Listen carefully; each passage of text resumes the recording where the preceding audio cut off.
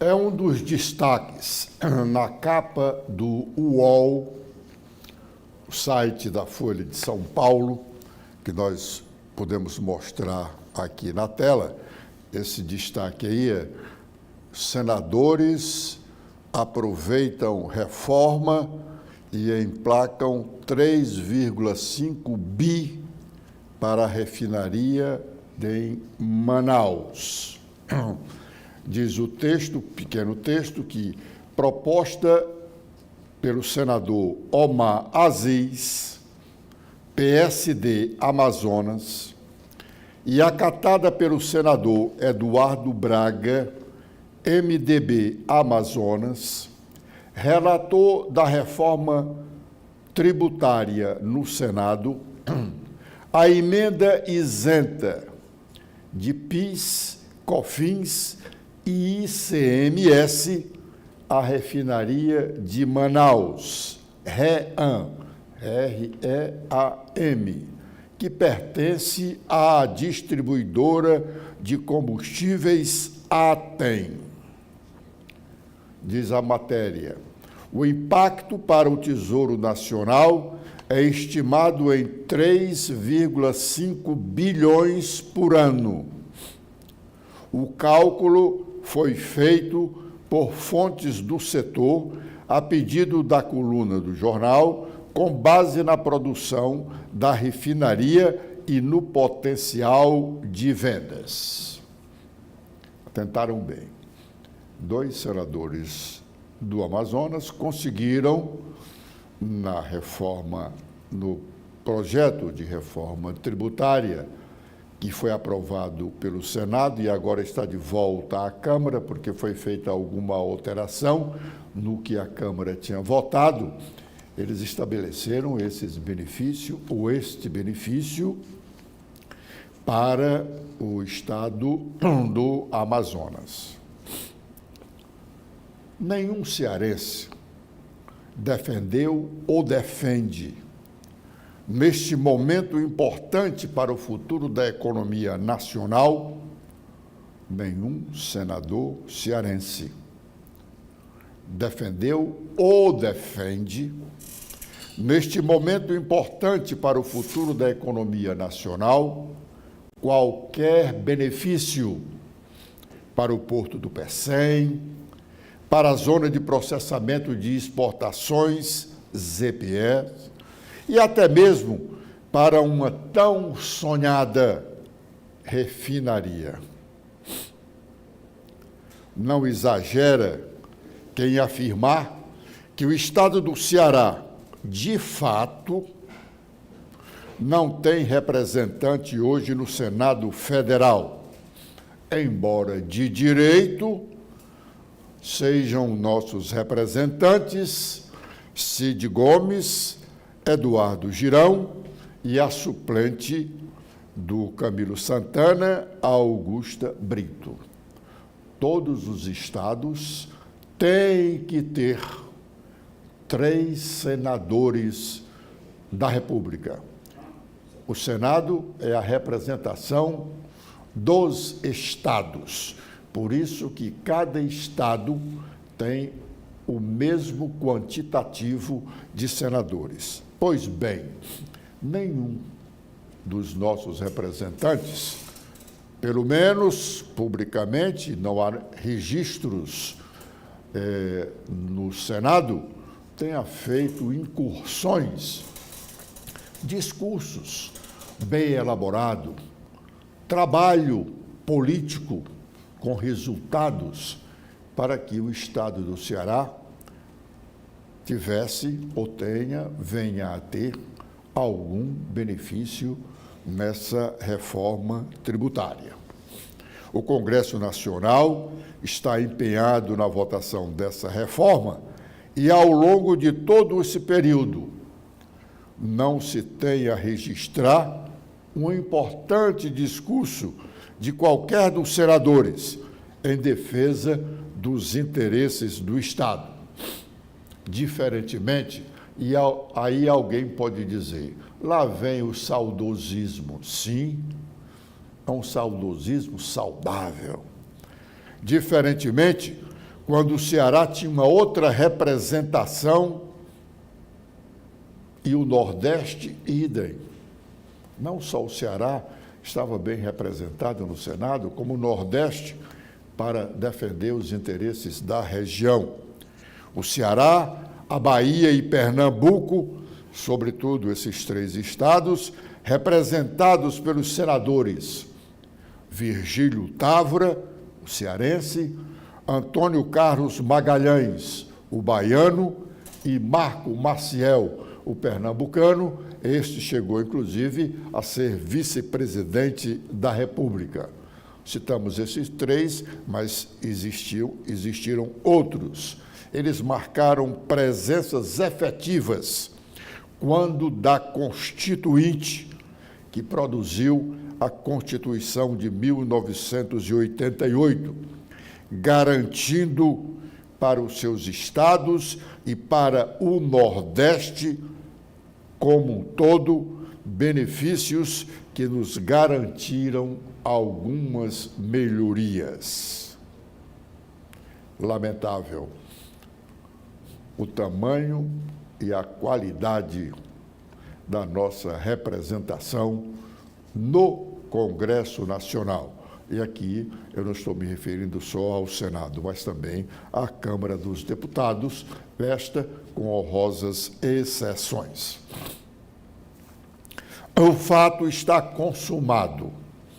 A Assembleia Legislativa Cearense já publicou no Diário Oficial a autorização para a senhora Omélia Santana, está aí o ato na sua tela, da televisão, do seu celular. O ato que foi publicado ainda na sexta-feira à noite, autorizando que a senhora Omélia Santana possa assumir uma vaga de conselheira do Tribunal de Contas do Estado do Ceará. É possível que ainda possa surgir algum questionamento no Poder Judiciário, mas com pouquíssima chance de alterar o quadro, como nós comentamos no último sábado. Vamos ouvir. Então, a Assembleia privou os cearenses de conhecerem os argumentos, a posição da senhora Omélia Santana.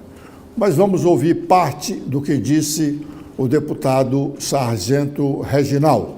As matérias estão estampadas nas revistas e jornais do Brasil inteiro. Soou mal, não foi pouco, foi ruim, foi vexatória, desnecessária a indicação da esposa de Camilo Santana para o Tribunal de Contas do Estado de Ceará. Chamado dos piores adjetivos possíveis que é possível se destacar numa matéria jornalística. E a gente precisa refletir com seriedade. O quarto ministro dentro de um governo indicado para um Tribunal de Contas. Agora eu quero falar aos deputados, à Assembleia Legislativa do Estado de Ceará. Primeiro, lamentar aos veículos de comunicação que aqui se encontram, aos jornalistas que aqui se encontram, ontem nós não termos tido uma sessão pública. Um assunto que gerou um interesse nacional e a Assembleia simplesmente optou por privar a população de acompanhar a sabatina da secretária Omélia Santana. E sem nenhuma justificativa dada até o momento para isso. Não foi transmitida ao vivo e os jornalistas não tiveram acesso à sessão. É realmente algo estranho, eu lamento em nome da casa. Nós jogamos a opinião pública e a imprensa contra essa casa. Mas, lamentavelmente, ontem nós acabamos jogando a opinião pública, a imprensa, contra a Assembleia Legislativa do Estado de Ceará. Porque eu não consegui entender o porquê da blindagem. Parecia que nós íamos ouvir Dalai Lama, e aí existe todo um ritual de proteção em torno. Não, era uma figura pública que está sendo indicada para um cargo público. Por que não dar acesso à população entender, acompanhar sobre isso. E no tempo que me resta, eu quero levantar a outra questão. Nós apresentamos uma questão de ordem baseada no regimento da Assembleia Legislativa do Estado de Ceará, baseado numa alteração, uma emenda de autoria do deputado Renato Roseno, que não se encontra na casa nesse momento, nem esteve aqui ontem, também estou achando até estranho a sua ausência, mas uma emenda extremamente técnica que foi apresentada ao regimento a pedido da Associação Nacional dos Auditores de Controle Externo dos Tribunais de Contas do Brasil. A declaração apresentada pela secretária Onélia, e eu vou ler a declaração, ela diz que não respondo a inquérito. A proposição do CNJ diz nunca ter respondido. E eu fui tentar entender o pensamento dos auditores, por que eles queriam que a pessoa declarasse isso, mesmo tendo um nada consta. Vamos pegar como referência o presidente da República. Se nós pedirmos o nada consta do presidente da República nesse momento, o que virá? Virá de que ele não responde processo nenhum. Mas o presidente da República chegou, inclusive, a ser preso, condenado em 3 instâncias. Então, por isso os auditores pediram que deixasse claro, nunca, porque eles queriam saber o passado dessa pessoa. Eles queriam saber se ele já tinha se envolvido em algum escândalo de corrupção. É isso. E essa declaração está errada, mas assim mesmo nós questionamos e a casa... Então, a casa validou. Está ferindo o nosso regimento, está ferindo o parecer do Conselho Nacional de Justiça, e essa casa assim mesmo validou. Bom, é possível que esse assunto ainda chegue ao Poder Judiciário, mas, repito, com pouquíssima chance de ser revertido o quadro. O fato está consumado com relação ao Legislativo. A vaga, esta vaga que está aberta lá no Tribunal de Contas do Estado, é uma vaga de indicação da Assembleia. Quando a Constituição diz, a Constituição do Estado diz que essa vaga é de indicação da Assembleia, não está dizendo que a vaga é para um deputado. Não. A vaga é para uma pessoa, pode até ser um deputado, um ex-deputado, para uma pessoa que a Assembleia queira beneficiar ou queira dar esse emprego lá, um emprego vitalício de R$40 mil, lá no Tribunal de Contas do Estado. A Assembleia agora resolveu indicar a senhora Onélia Santana para o cargo. E foi cumprido, até certo ponto, o ritual estabelecido para o processo legislativo, e a Assembleia concluiu a sua etapa. Agora, depois de publicado o ato, como publicado está desde a última sexta-feira à noite, caberá ao governador Eumano de Freitas ordenar que se faça o ato de nomeação da nova conselheira. Só após a assinatura pelo governador do ato de nomeação da conselheira é que ela terá condições realmente de ir assumir o cargo. O que, não tenho dúvida, deverá acontecer ainda nos últimos dias deste ano. O governador ainda não exonerou a senhora Onélia do cargo de secretária que ela ocupa no seu governo. Poderá fazê-lo ainda hoje, concomitantemente com a assinatura do ato de nomeação dela para o honroso cargo de conselheira do Tribunal de Contas do Estado do Ceará.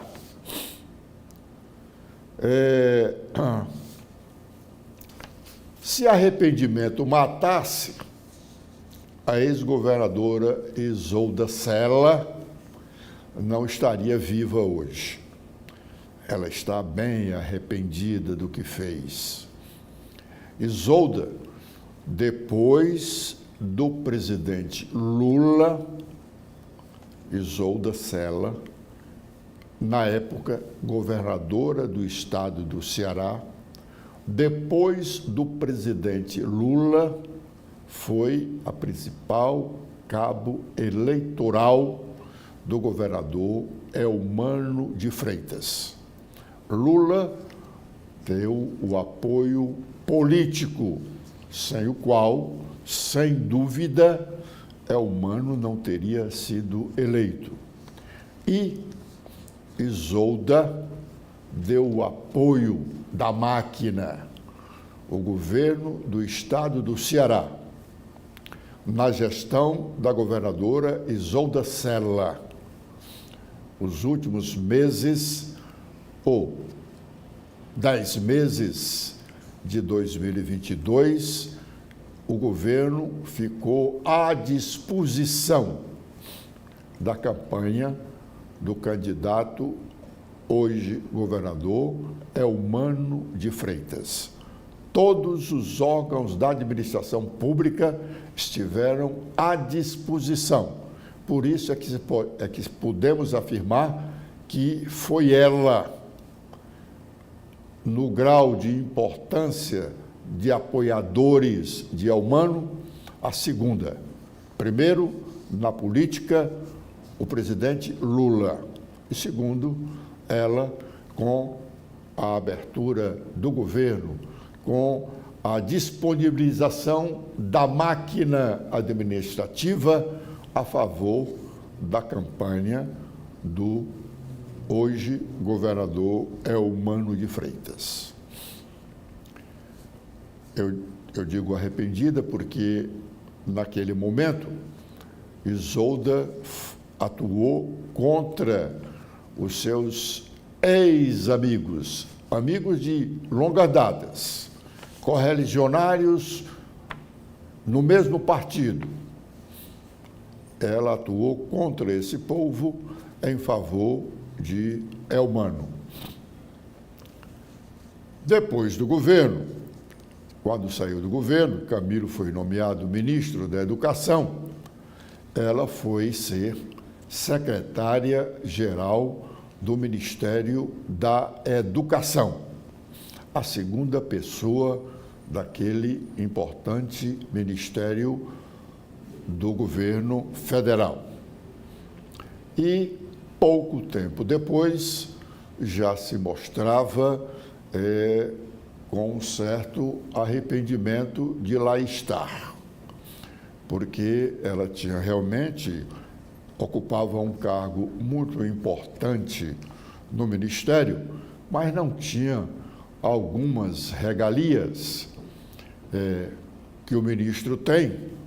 Por exemplo, ela não tinha oportunidade, facilidades de visitar os seus familiares no estado do Ceará, Fortaleza, em Sobral, onde ela tem familiares, porque teria que comprar suas passagens aéreas e a remuneração ou subsídio de secretária-geral do Ministério, economicamente não lhe permitia fazer isso.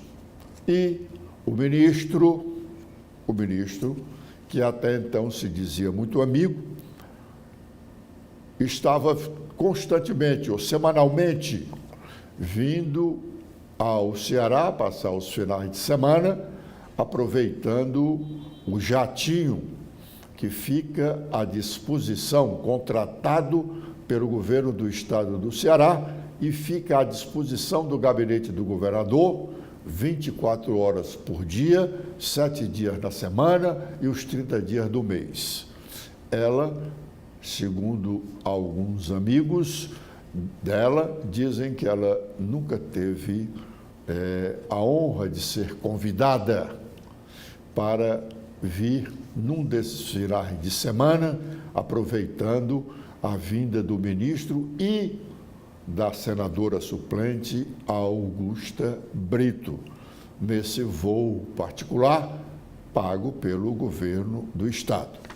Isso a inquietava. Ela ficou um bom tempo distante da família. Depois disso, admitindo a possibilidade de ser eleita facilmente prefeita de Sobral, ela desincompatibilizou-se do cargo de secretária-geral do Ministério da Educação e foi disputar a prefeitura de Sobral. Não logrou êxito, apesar do apoio do seu primeiro padrinho político e a principal liderança de Sobral até outubro passado, Cid Gomes, e do próprio Camilo Santana. Ela foi derrotada. E derrotada, embora não tivesse disposição de voltar para o ministério, mas aguardou um convite para o retorno. Era uma satisfação pessoal que ela teria de ser convidada novamente para o cargo, mesmo que estivesse com a disposição de declinar desse convite pelas razões que nós acabamos de explicar. Mas o convite não veio. E o pior, ela foi orientada pelo seu primeiro padrinho, Cid Gomes, a procurar o governador Eumano de Freitas, a quem ela ajudou substancialmente na campanha de 2022. Ela foi aconselhada por Cid a conversar com o governador Eumano para pedir ao governador a vaga de conselheira no Tribunal de Contas do Estado do Ceará. Esse fato nós relatamos aqui, no momento em que ele aconteceu. O governador Eumano foi duro, foi frio ao responder que não poderia dar um sim para ela, porque havia assumido um compromisso com o ex-governador Camilo Santana, como de fato cumpriu, e Camilo indicou a sua mulher, Onélia, para esse cargo vitalício no Tribunal de Contas do Estado. Como consolo para a Isolda, teria a oportunidade de ser secretária de Educação do município de Fortaleza. Aí ela já estava, como se diz no popular, de saco cheio, decepcionada com os amigos de ontem, com o próprio governador que ela substancialmente ajudou a eleger, e decidiu: vou voltar à cátedra lá na Universidade Vale do Acaraú, em Sobral. E o prefeito eleito de Fortaleza, Evandro Leitão, não contará com Isolda no seu secretariado. Já convidou o deputado federal, segundo o noticiário, Idilvan, para a pasta. Idilvan já foi secretário de Educação do Estado do Ceará.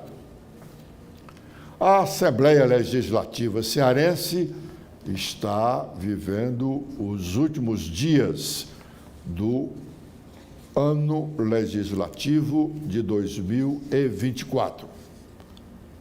Nos próximos 10 dias, a Assembleia tem uma extensa pauta de matérias para decidir. Dentre elas, a que trata do calote geral do governo do Estado. Como nós anunciamos aqui recentemente, o governo encaminhou para a Assembleia, no início deste mês, um projeto de lei, uma mensagem acompanhando um projeto de lei estabelecendo um calote. O governo deixa de pagar todos os restos a pagar. As contas que ele deveria ter pago em 2023, não pagou, ou por falta de dinheiro, ou por questão burocrática.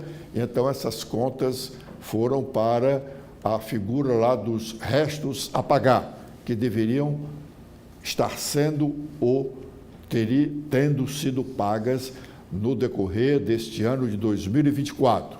Também não foi, e ele então encaminhou uma mensagem para a Assembleia dizendo que não pagaria essas contas para fazer um superávit orçamentário. Pois bem, além dessa mensagem do calote geral, a Assembleia ainda vai ter que votar o orçamento do Estado do Ceará para o ano de 2025. Um orçamento que não tem previsão de aumento para os servidores do Estado a partir do dia 1º de janeiro de 2025, que é a data base para